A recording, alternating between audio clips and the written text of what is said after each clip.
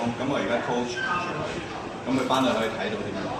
將凳架翻斜，咁你開始上咗眼前，將個眼擺個大髀，之後發力 core 發力，推個隻腳用力，係啦，用力，推隻腳用力擺喺度，隻腳用力彈上去，係啦，好，你攞翻嚟，攞翻嚟，咁咧將兩隻手打開。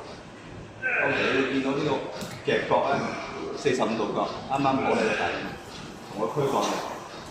咁之後咧，佢啱啱好將佢揸個手腕同個手踭喺阿拉條直線，之後上來夾。係到咁多平啊！佢咧有個問題，佢推咗個膊頭出嚟。O.K. 個膊頭 stay 咗喺後邊，夾住個肩頭，好唔錯。見到我嘅，好上翻去。係啦嗱，咁點樣去 support 佢咧？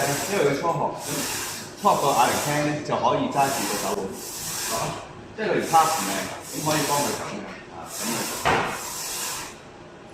個感覺咧係呢一度發力，佢而家咧多數用手踭發力，向咗前邊，即係佢變咗同個山頭會多咗。佢應該係咁諗咧，係呢個大髀發力，所以咧就要集中喺向內收，即係慢慢學。